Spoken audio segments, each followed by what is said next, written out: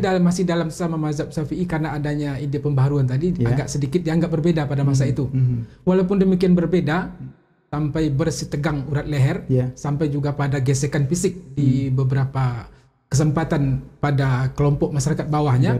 Tapi di antara ulama itu, di antaranya yang tua adalah Syekh Sulaiman Ar-Rasuli dan beberapa ulama lain, itu mereka masih bisa duduk bersama. Ini jadi, pelajaran penting bagi kita ya. Ini ada ukhuwah yang terjaga di antara mereka. Ada ikhtilaf yang memang itu sebelum beliau muncul pun kan sudah juga menjadi bahasan yang biasa dalam fikih. Nah, pada masa beliau perbedaan fikih itu tidak menyebabkan mereka renggang dalam bergaul. Silaturahimnya tetap terjaga gitu. Bisa terjaga.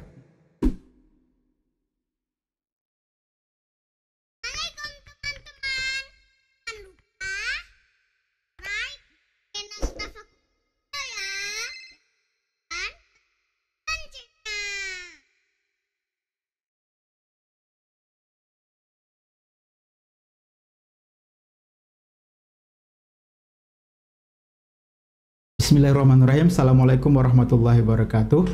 Alhamdulillahirrabbilalamin. Wassalatu wassalamu ala rasulillahi wa ala alihi wa sahbihi ajma'in. Tuan-tuan, puan-puan, saudara-saudara, saudari-saudari, pemirsa daripada saluran Tafakur Online.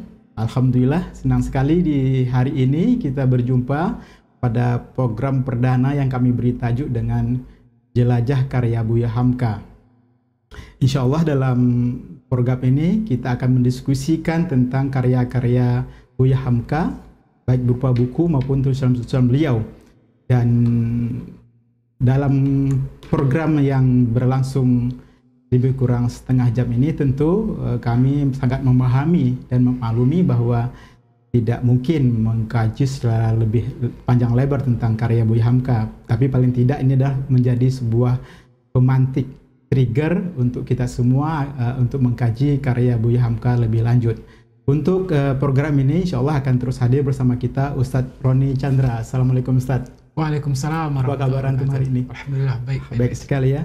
Ustadz Roni Chandra seperti yang kita kenal, bagi Anda pelanggan daripada saluran Tafakur Online tentu sudah terbiasa dengan kajian beliau di saluran ini. Beliau sudah mengkaji beberapa hal terkait dengan hal-hal aktual tentang Buya Hamka. Terus juga ada satu seri khusus tentang menelusuri jejak Buya Hamka yang syutingnya, rekamannya diambil di tanah kelahiran Buya Hamka di Maninjau.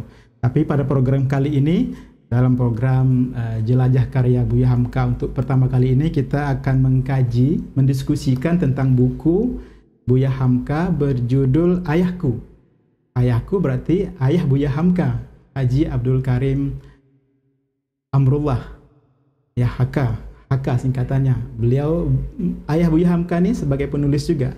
Ya Ustaz ya. Jadi beliau penulis dan dalam tulisan beliau sering menyingkat nama beliau dengan inisial HK, Haji Abdul Karim Amrullah. Buya Hamka, Haji Abdul Karim Malik Amrullah, ya begitu Ustadz ya. Baik, kita mulai. Ustadz Roni Chandra,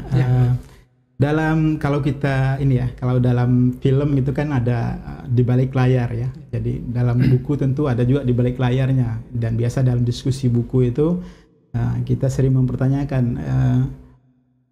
apa di balik ini ya, proses kreatif dari penulisan karya biografi ini. Mungkin dari pembacaan Anda selama ini Anda dapat informasi atau maklumat tentang apa yang ada di balik dari karya Buya Hamka tentang Ayahku ini.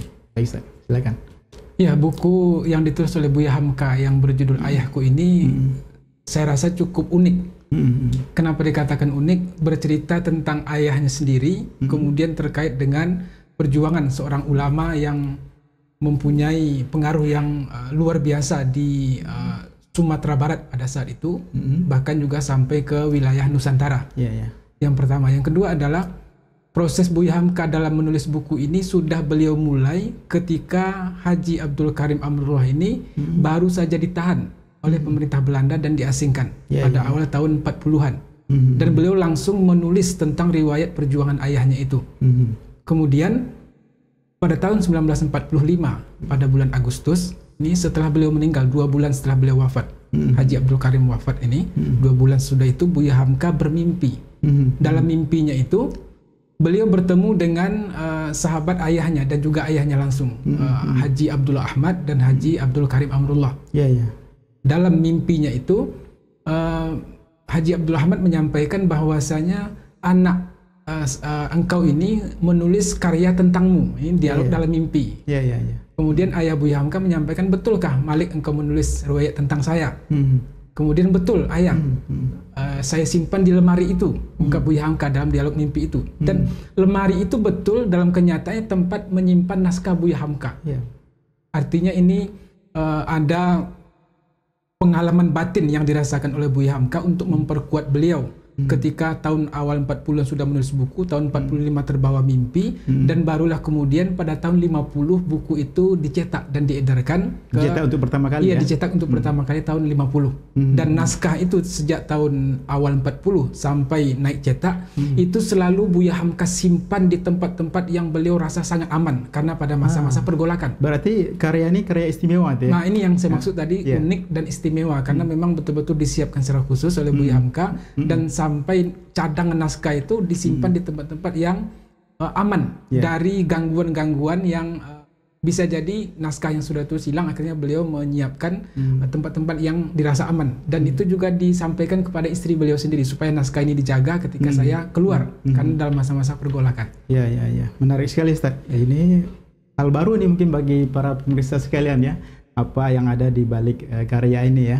Baik Ustaz, dalam selayaknya ya, seperti karya biografi yang lain selain ini, tentu di sini dijelaskan tentang kelahiran, tentang pendidikan masa kecil sampai remaja dari ayah Buya Hamka ini. Bisa Anda ceritakan? Iya. Beliau lahir pada 17 Safar 1296 Hijriah atau 10 Februari 1879. Jadi beliau lahir itu di penghujung abad ke-19. Pada umur 10 tahun, pada umur 7 tahun maksud saya, itu belajar di rumah sendiri dengan ayah beliau, dan memasuki usia 10 tahun itu beliau sudah belajar secara khusus. Berarti ayah beliau ini seorang ulama juga, seorang. Betul. Ya, dari sisi nasab keluarga. Nasab keluarga ya. Ayah beliau adalah Muhammad Amrullah, kemudian istrinya bernama Tarwasa. Jadi ayah Haji Abdul Karim ini adalah Muhammad Amrullah dan ibu beliau bernama Tarwasa. Kedua orang itu adalah kakek dan nenek Buya Hamka. Nah, lahirlah Haji Abdul Karim tadi, yang nama kecil beliau adalah Muhammad Rasul. Nama kecil beliau Muhammad Rasul. Muhammad Rasul kecil ini pada usia 7 tahun dididik di lingkungan keluarga. Memasuki usia 10 tahun itu beliau belajar khusus ilmu agama ke Tarusan Painan. Belajar kepada seorang ulama yang bernama Haji Hud dan Fakih Saman. Nah, setelah 3 tahun belajar di sana, memasuki usia 13 tahun, beliau berpindah lagi.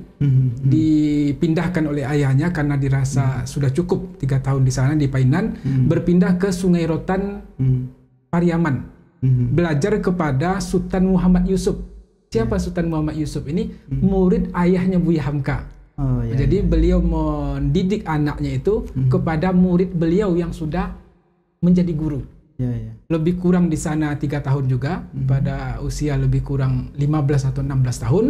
Ketika pulang ke rumah, maka wahai Muhammad Rasul, engkau sudah cukup belajar di Sungai Rotan bersama Muhammad Yusuf tadi, Sultan Muhammad Yusuf, maka sekarang engkau harus belajar ke tempat yang lebih jauh. Ke Mekah kah wahai ayah? Ungkap Muhammad Rasul, betul. Engkau akan saya sekolahkan ke Mekah. Maka pada usia 16 tahun, Pak Idris, beliau sudah berlayar menuju Mekah. Masih remaja itu ya? Masih sangat remaja, usia 16 tahun. 16 tahun. Untuk masa itu dengan kondisi yang sangat terbatas, dengan kondisi yang sedemikian sederhana, penghidupan masyarakat, tapi di usia itu gitu beliau sudah disekolahkan oleh ayahnya ke Mekah Al-Mukarramah. Sampai di sana beliau berguru kepada salah satunya kepada Syekh Ahmad Khatib Al-Minangkabawi. Siapa beliau? Beliau adalah seorang ulama mufti mazhab Syafi'i yang sangat dikenal di Mekah, yang berasal dari Nusantara. Dan Syekh Ahmad Khatib juga adalah merupakan kawan seperguruannya ayahnya Muhammad Rasul tadi. Ya. Jadi berkait-kait ya. Ya, saling berkait. Tadi beliau mendidik anaknya ke muridnya yang di Sungai Rotan. Betul. Kalau sekarang yang ke Mekah ini beliau mendidik anaknya ke kawan seperguruannya. Ketika dahulu Haji Muhammad Amrullah ini, Tuanku Kisai gelar beliau, juga belajar di Mekah. Sekarang beliau juga membawa anaknya untuk belajar di Mekah berguru sama Syekh Ahmad Khatib Al-Minangkabawi. Beliau belajar lebih kurang 6 tahun di Mekah. Ya. Ya. Berangkat pada tahun 1894. Jadi itu lebih kurang usia beliau saat itu 16 tahun. Pulang tahun 1901. Ya. Jadi lebih kurang 6 atau 5 tahun beliau menuntut ilmu bersama Syekh Ahmad Khatib dan beberapa ulama mazhab Syafi'i lainnya. Setelah itu pulang ke Nusantara. Iya, setelah tahun 1901 beliau sampai di Indonesia. Sampai di Minangkabau, di Maninjau. Beliau langsung ditawarkan untuk nikah.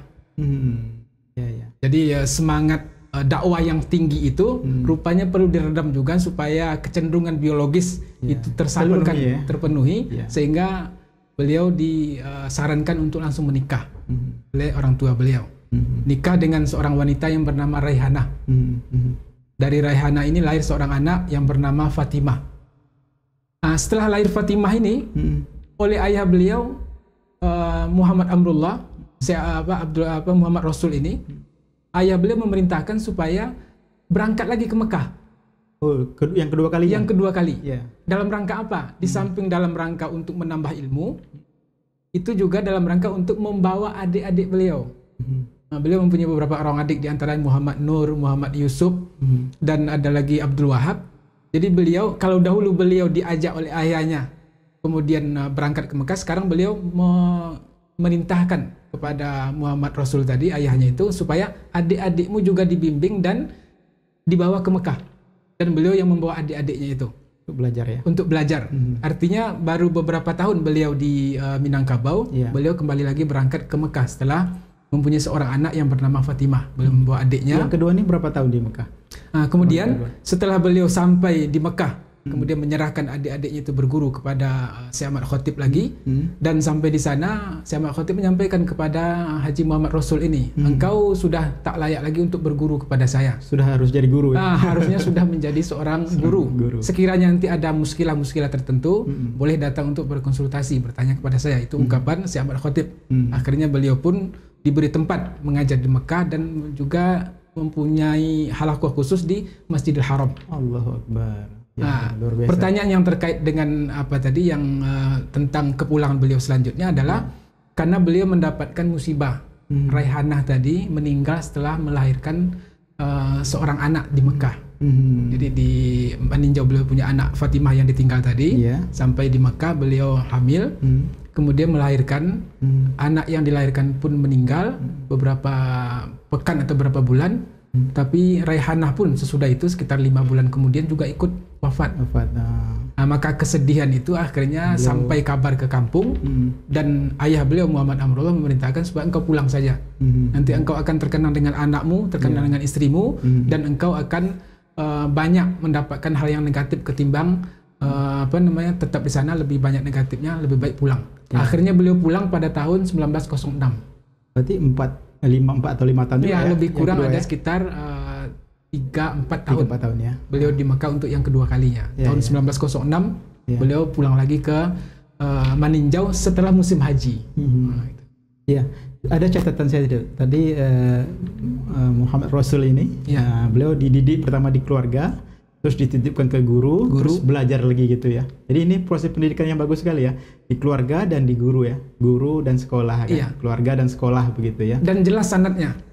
Orang yang jelas. Betul, pertama beliau dididik di keluarga sendiri, kemudian kepada ulama yang ada di Painan tadi, Haji Muhammad Ud dan Fakih Saman. Kemudian sebelum beliau berangkat ke Mekah itu adalah belajar kepada murid ayahnya. Jadi orang yang jelas latar belakangnya, sehingga betul-betul membuat beliau yakin anak ini akan mendapatkan dengan baik. Pengetahuan yang baik dengan bekal itu yang sudah 2 kali ya ke Mekah bolak-balik ya. Pertama datang, kemudian kembali menikah, kembali lagi ke Mekah, dan jadi guru di Masjidil Haram. Betul. Tentu ini sangat mempengaruhi kejiwaan, keilmuan beliau ya. Dari ini apa yang beliau lakukan setelah pulang untuk kedua kali ini di ranah Minangkabau? Dari sisi inilah, dari kiprah beliau dari dalam dakwah dan keilmuan di Minangkabau, Ustaz. Ya, pada awal pulang pun beliau sebenarnya sudah langsung juga berdakwah. Oh gitu. Tapi ya. dalam masa yang terbatas karena ada perintah dari ayah beliau tadi untuk membawa adik-adiknya. Baru pada pulang yang kedua tahun 1906 itu beliau terlibat lebih banyak dalam kegiatan dakwah di Meninjau. Meninjau ya. Kemudian nanti beliau sesudah itu diajak oleh kawannya Dr. Abdullah Ahmad untuk berdakwah di Padang. Di kota Padang sekarang, di kota Padang, betul. Sesudah itu beliau juga diminta oleh murid-murid beliau yang ada di Padang Panjang untuk juga bertablik berdakwah di sana. Jadi kegiatan dakwah beliau ketika itu adalah Meninjau, Padang dan Padang Panjang. Itu 3 tempat yang dan jejaknya masih ada sampai sekarang ya? Ya, sampai sekarang pun itu masih bisa kita lihat. Di samping juga ada mungkin semacam interaksi dakwah dengan kelompok yang agak sedikit berbeda paham, tetapi sesungguhnya juga masih dalam lingkaran yang sama karena interaksi dakwah beliau pada saat itu dengan kelompok lain, dengan mubalik atau dai-dai yang lain, tapi masih pada tataran guru yang sama karena mereka sama-sama berguru di Mekah dengan Syekh Ahmad Khatib Al-Minangkabawi. Di antara yang bagian lain mungkin yang tidak sama dengan para dai pada saat itu, beliau terpengaruh oleh pemikiran-pemikiran yang datang dari Mesir. Dari poros Mekah, ada poros Mesir. Di Mesir pada saat itu ada Syekh Muhammad Abduh pembaharuan yang menyampaikan tentang perlunya pembaharuan pemikiran Islam, pembaharuan pendidikan Islam. Dalam arti bahwasanya metode-metode yang dikembangkan di Mesir atau metode-metode modern yang sudah mulai dikembangkan dan kemudian menjalar ke dunia Islam pada saat itu adalah supaya ada model klasikal dalam belajar. Kalau modern modern dalam arti positif. Modernisnya itu pembaharuan itu dalam arti positif supaya kurikulumnya lebih terarah, kemudian ada kelas klasikalnya, metodologi sebenarnya. Kalau lihat dari apa yang disampaikan oleh Muhammad Abduh ini, di samping juga beliau berusaha untuk lebih merasionalkan tentang ilmu-ilmu keislaman dalam arti positif, bukan rasional hal-hal yang liberal ya. Baik, jadi beliau di Mekah kemudian dapat pengaruh juga dari pembaruan dari Mesir ya, Syekh Muhammad Abduh. Ini bagaimana corak pemikiran beliau di Minangkabau ketika itu? Mungkin dari tulisan-tulisan yang Anda baca seperti apa gitu. Ya, ada corak pembaharuan yang beliau bawa itu di samping yang tadi itu juga ada cara berpakaian. Cara berpakaian. Kalau dahulu ulama itu pakai sarung, maka beliau mengenalkan pakai celana pantalon. Jadi itu juga bagian dari mungkin perkembangan zaman ya. Pakai jas segala macam. Itu juga yang sedikit agak membuat beliau dianggap berbeda dengan ulama lain. Dianggap berbeda dengan ulama lain tadi. Selain dari cara berpakaian, tentu pemikiran ya, mungkin interaksi intelektual kalau kita istilahkan begitu seperti apa? Mungkin tentu berbeda mungkin ya dengan ulama yang sejaman atau tokoh sejamannya. Bagaimana beliau menyikapi itu? Ya, dengan tampilnya beliau dengan dua poros tadi ya, poros Mekah dan karena Mesir, memang latar pendidikannya demikian. Kemudian ada poros Mesir karena adanya majalah yang diterbitkan dari Mesir yaitu Al-Urwatul Wuthqa, kemudian ada Tafsir Al-Manar atau Al-Munir yang dari Singapura, kemudian beliau di Sumatera Barat juga menerbitkan majalah Al-Iman, maksud kami yang Al-Imam di Singapura, kemudian Al-Munir di Sumatera Barat. Tentunya bisa jadi memang, dan itu juga suatu yang wajar, ada gesekan pemikiran, ada perbedaan pendapat, sehingga pada awal awal abad 20 itu atau beberapa tahun setelah kepulangan beliau itu memang muncul dua kubu, yaitu kelompok ulama muda dan kelompok ulama tua. Beliau muda memang pada tahun 1906 itu umur beliau berapa? Berarti umur beliau baru sekitar 25 tahun. Berangkat tadi kan umur 16 ya. Umur 16, pulang 1901, balik lagi ke Mekah, pulang tahun 1906. Lahir 1879. Berarti umur beliau 1906 itu adalah sekitar 25 tahun. Memang sangat darah muda. Dan semangat muda. Golongan muda, golongan tua gitu ya. Dan memang golongan tua dan golongan muda muncul pada saat itu. Di samping dari sisi umur mereka berbeda dengan ulama-ulama yang lebih senior, pada sisi lain juga ada pemikiran-pemikiran yang mungkin dianggap kurang pas dalam pandangan ulama-ulama tersebut, sehingga ada gesekan pemikiran sampai pada masalah-masalah khilafiyah. Tapi walaupun demikian, sampai gesekan itu pada tingkat yang ada juga sampai pada gesekan-gesekan fisik, sampai pada gesekan fisik. Tetapi gesekan fisik yang kami maksud ini adalah tidak membuat mereka sampai bermusuhan pada taraf yang lebih tinggi. Artinya masih bisa mereka duduk bersama, masih bisa mereka berdiskusi. Salah satu bentuk dari bagaimana mereka walaupun berbeda pandangan. Ini kalau saya lihat itu masih dalam konteks mazhab Syafi'i, tidak dalam apa yang sekarang mungkin kita lihat diperhadapkan secara face to face. Itu justru kontraproduktif lah. Kontraproduktif. Tapi masih dalam sama mazhab Syafi'i, karena adanya ide pembaharuan tadi agak sedikit dianggap berbeda pada masa itu. Walaupun demikian berbeda, sampai bersih tegang urat leher, sampai juga pada gesekan fisik di beberapa kesempatan pada kelompok masyarakat bawahnya. Tapi di antara ulama itu, di antaranya yang tua adalah Syekh Sulaiman Ar-Rasuli dan beberapa ulama lain, itu mereka masih bisa duduk bersama. Ini pelajaran penting bagi kita ya. Ini ada ukhuwah yang terjaga di antara mereka. Ada ikhtilaf yang memang itu sebelum beliau muncul pun kan sudah juga menjadi bahasan yang biasa dalam fikih. Pada masa beliau, perbedaan fikih itu tidak menyebabkan mereka renggang dalam bergaul. Silaturahimnya tetap terjaga gitu. Bisa terjaga. Contohnya apa? Ketika beliau ditahan oleh pemerintah Belanda kemudian diasingkan, itu Syekh Sulaiman Ar-Rasuli sangat bersedih dengan diasingkannya beliau. Seharusnya kalau memang itu perbedaan dianggap permusuhan, harusnya pihak yang kontra akan senang, tapi beliau sedih. Ini kan sesuatu yang mungkin tak pernah kita bayangkan sebelumnya.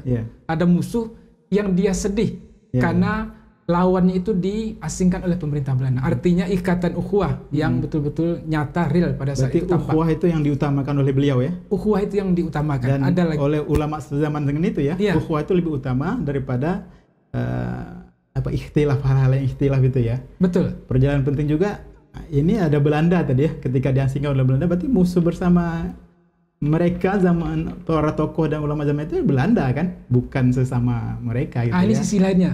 Sisi lainnya adalah yang tegas dihadapi oleh Syekh Abdul Karim Amrullah atau Haji Rasul, di kemudian hari beliau dikenal demikian. Di samping beliau mendidik umat, dalam proses mendidik umat itu ada perbedaan ikhtilaf, perbedaan fikih, tetap menjaga silaturahim di antara sesama ulama, sama mubalik, sama dai. Ada ukhuwah Islamiyah yang beliau jaga ketika dalam proses sama-sama berdakwah. Pada sisi lain, ada musuh bersama yang sedang menjajah Indonesia, yang juga sampai ke Minangkabau pada saat itu. Dan Haji Rasul itu sudah memperlihatkan bagaimana beliau bersikap tegas kepada musuh ini. Ini ada musuh bersama yang akan kita hadapi. Contohnya, ada program ordonansi guru. Ordonansi guru ini adalah program yang dibuat oleh pemerintah Belanda yang datang dari Batavia, dari Jakarta, untuk mensertifikasi para mubalik dan guru. Tujuannya? Tujuannya adalah, kita paham dan maklum, ini adalah misi dari penjajah kolonial untuk mempersempit ruang para guru dan mubalik. Dan itu oleh Haji Rasul beliau lawan. Beliau lawan. Ada juga ordonansi sekolah liar. Sekolah-sekolah yang tidak berizin, itu surau. Izin dari Belanda tentu ya. Ini surau. Kemudian pesantren yang dibuat itu kan memang tidak mempunyai izin dari pemerintah Belanda. Itu memang inisiatif mereka, seperti mana pondok pesantren yang ada di Pulau Jawa. Dan ada kebijakan untuk mensertifikasi atau membuat legalitas resmi sekolah-sekolah liar. Disebut ketika itu sekolah liar. Pesantren, surau itu sekolah liar. Akhirnya itu juga beliau lawan. Dengan kebersamaan mendatangkan guru-guru, ulama-ulama se-Minangkabau dan beberapa daerah lain, sampai ke Jambi, sampai ke Riau. Buya Hamka itu juga pernah diutus untuk mengundang ulama-ulama berkumpul di Bukit Tinggi, menentang kebijakan sekolah liar yang diterapkan oleh pemerintah Belanda. Nah, itu bentuk perlawanan beliau kepada pihak yang memang itu sebagai musuh bersama rakyat dan umat Islam Indonesia ketika itu. Baik. Ada tadi Ustaz. Jadi soal pemikiran beliau nih, dan di sini juga ada, saya baca juga ya, bahwa corak pemikiran beliau ini juga sampai ke, karena beliau di Minangkabau, tapi karena beliau menulis ya dalam majalah gitu, jadi pemikiran beliau juga sampai ke Jawa gitu ya. Ada ditulis di sini ya? Iya, di majalah Al-Munir. Di majalah Al-Munir ya. Al-Munir, Al-Imam di Singapura, Urwatus Suqa di Mesir, kemudian di Minangkabau itu terbit majalah Al-Munir. Dan beliau juga seorang penulis yang cukup bagus, dan makalah yang beliau tulis itu juga digemari oleh banyak pembaca dan tersebar hampir di seluruh Nusantara ketika itu, sampai ke Jawa dan sampai juga ke Malaya, ke Malaysia. Dan yang mengagumi diantaranya adalah kalau menyebut nama tokoh ada Kiai Haji Ahmad Dahlan, pendiri Muhammadiyah ya. Ada bersentuhan dengan tulisan-tulisan yang beliau tulis itu. Pernah berjumpa juga beliau ya dengan? Iya, dalam kunjungan pada tahun 1917 beliau melawat ke tanah Jawa dan bertemu dengan Kiai Haji Ahmad Dahlan. Juga sampai ke Surabaya bertemu dengan Haji Umar Said Cokro Aminoto. Ketika menuju Jogja, Haji Ahmad Dahlan menulis kode HK di penyambut tamu ya. Penyambut tamu kertas itu beliau kasih kode, itu kan biasa kita di bandara atau di stasiun kereta api. Bagi orang yang belum dikenal itu ada tanda yang dibuat oleh Haji Ahmad Dahlan yaitu HK sebagai kode singkatan beliau di majalah. Ya. Jadi pemikiran beliau tersebar juga ke Nusantara ya. Melalui tulisan ya. Begitu pentingnya tulisannya Ustaz ya. Luar biasa. Baik Ustaz, menarik sekali ya kajian kita tentang karya Buya Hamka ini. Tapi mungkin memang waktu kita terbatas Ustaz ya, hanya sekitar 30 menit. Jadi mudah-mudahan ini menjadi pemantik bagi para pemirsa untuk mengkaji karya Buya Hamka lebih lanjut. Ini adalah sekedar trigger saja untuk kita lebih mendalami karya beliau. Insya Allah kita akan berjumpa lagi di sesi berikutnya nanti. Insya Allah dengan karya beliau yang lain. Tentu kita akan pilih-pilih buku beliau yang bisa kita kaji, didiskusikan di forum ini, di program Jelajah Karya Buya Hamka. Baik, demikian pemirsa Tafakus Online yang kami hormati. Kita cukupkan diskusi kita tentang karya Buya Hamka untuk sesi kali ini.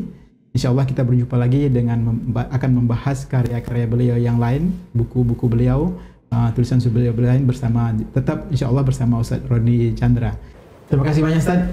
Terima kasih banyak. Insya Allah kita berjumpa lagi pada pembahasan karya-karya Buya Hamka yang lain di sesi yang lain insya Allah dalam program yang sama. Demikian, Assalamualaikum warahmatullahi wabarakatuh.